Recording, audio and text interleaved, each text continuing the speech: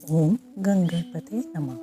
ओम गंगणपते नमः। ओम गंगणपते नमः। ओम श्रीमन्नारायणाय नमः। 14वां अध्याय प्राचीन बरही का जन्म और प्रचेताओं का भगवत आराधन। श्री पराशर जी बोले, हे मैत्रेय, पृथु के अंतर्ध्यान और वादी नामक 2 धर्मज्ञ पुत्र हुए। उनमें से अंतर्ध्यान से उसकी पत्नी शिखंडिनी ने हविर्धान को उत्पन्न किया।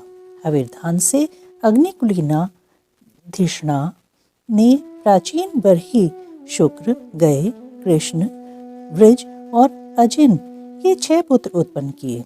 हे महाभाग, हविर्धान से उत्पन्न हुए भगवान प्राचीन बरही एक महान प्रजापति थे, जिन्होंने यज्ञ के द्वारा अपनी प्रजा की बहुत वृद्धि की।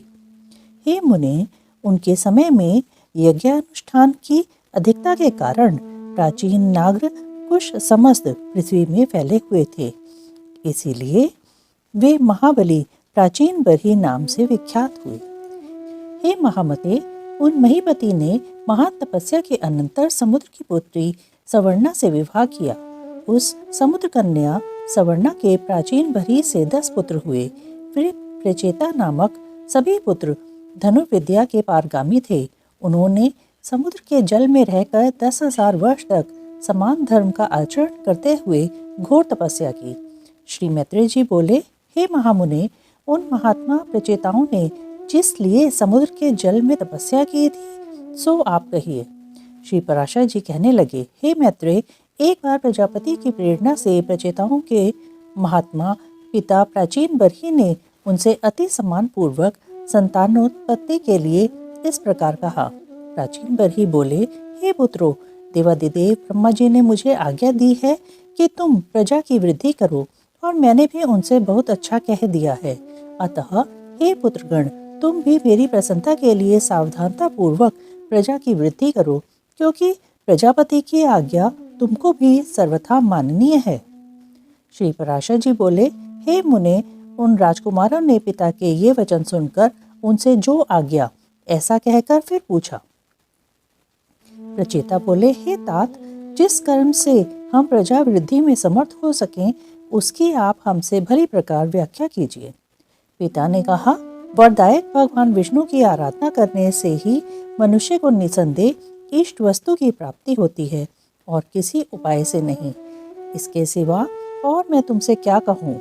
इसलिए यदि तुम सफलता चाहते हो तो प्रजा वृद्धि के लिए सर्वभूतों के स्वामी श्री हरि गोविंद की उपासना करो। धर्म, अर्थ, काम या मोक्ष की इच्छा वालों को सदा अनादि पुरुषोत्तम भगवान विष्णु की ही आराधना करनी चाहिए। कल्प के आरंभ में जिनकी उपासना करके प्रजापति ने संसार की रचना की है, तुम उन अच्युत की ही आराधना करो। इससे तुम्हारी संतान की वृद्धि होगी। श्री पराशर जी बोले, पिता की ऐसी आज्ञा होने पर प्रचेता नामक 10 पुत्रों ने समुद्र के जल में डूबे रहकर सावधानता पूर्वक तप करना आरंभ कर दिया। हे मुनिश्रेष्ठ, सर्वलोकाश्रय जगतपति श्री नारायण में चित्त लगाए हुए उन्होंने 10,000 वर्ष तक वहीं जल में ही स्थित रहकर देवादिदेव श्री हरि की एकाग्र चित्त से स्तुति की, जो अपनी स्तुति की जाने पर स्तुति करने वालों की सभी कामनाएं सफल कर देते हैं। श्री मैत्रेय जी बोले, हे मुनिश्रेष्ठ, समुद्र के जल में स्थित रहकर प्रचेताओं ने भगवान विष्णु की जो अति पवित्र स्तुति की थी, वह कृपा मुझसे कहिए। श्री पराशर जी बोले, हे मैत्रेय, पूर्व काल में समुद्र में स्थित रहकर प्रचेताओं ने तन्मय भाव से श्री गोविंद की जो स्तुति की, वह सुनो। प्रचेताओं ने कहा, जिनमें संपूर्ण वाक्यों की नित्य प्रतिष्ठा है, अर्थात जो संपूर्ण वाक्यों के एकमात्र प्रतिपाद्य हैं, तथा जो जगत की उत्पत्ति और प्रलय के कारण हैं, उन निखिल जगन्नायक परम प्रभु को हम नमस्कार करते हैं, जो आद्य ज्योति स्वरूप अनुपम, अणु, अनंत, अपार और समस्त चराचर के कारण हैं, तथा जिन रूपहीन परमेश्वर के दिन, रात्रि और संध्या ही प्रथम रूप हैं, उन काल स्वरूप भगवान को नमस्कार है।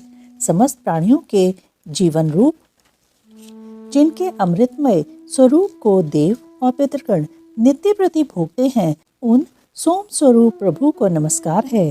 जो तीक्ष्ण स्वरूप अपने तेज से आकाश मंडल को प्रकाशित करते हुए अंधकार को भक्षण कर जाते हैं तथा जो धाम, शीत और जल के उद्गम स्थान हैं, उन सूर्य स्वरूप नारायण को नमस्कार है, जो कठिनता युक्त होकर इस संपूर्ण संसार को धारण करते हैं और शब्द आदि पांचों विषयों के आधार तथा व्यापक है।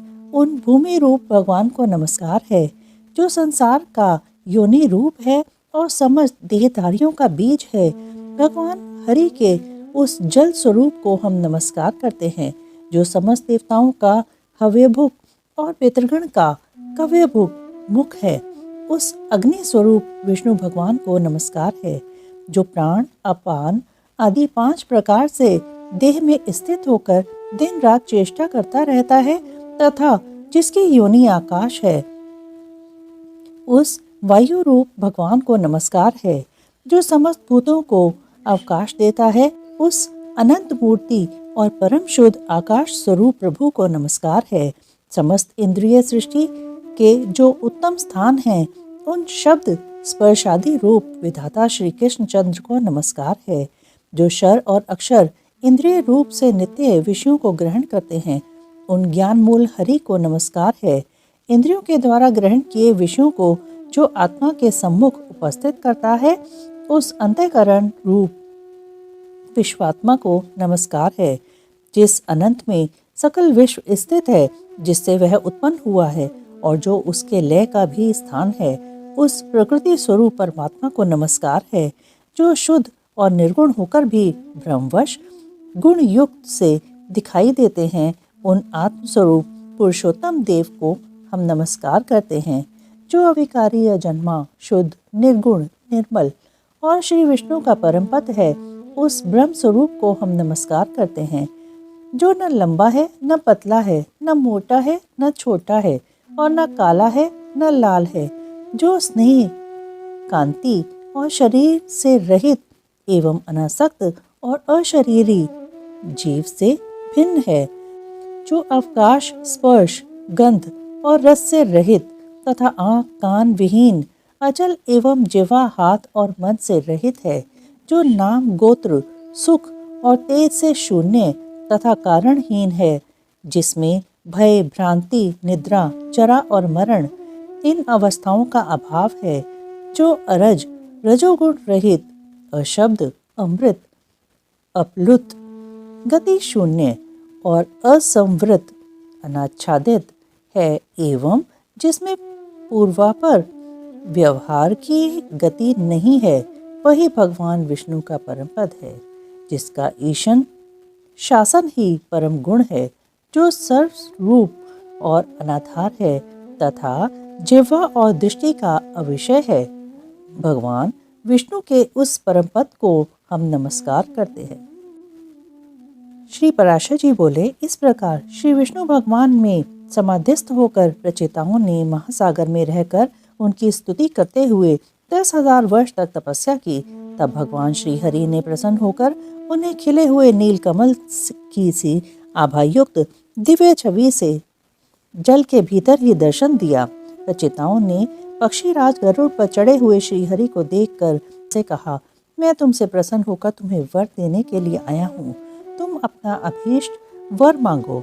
तब प्रचेताओं ने वरदायक श्री हरि को प्रणाम कर जिस प्रकार उनके पिता ने उन्हें प्रजा वृद्धि के लिए आज्ञा दी थी, वह सब उनसे निवेदन की। तदंतर भगवान उन्हें अभीष्ट वर देकर अंतर्ध्यान हो गए और वे जल से बाहर निकल आए। इस प्रकार श्री विष्णु पुराण के पहले अंश में 14वां अध्याय समाप्त।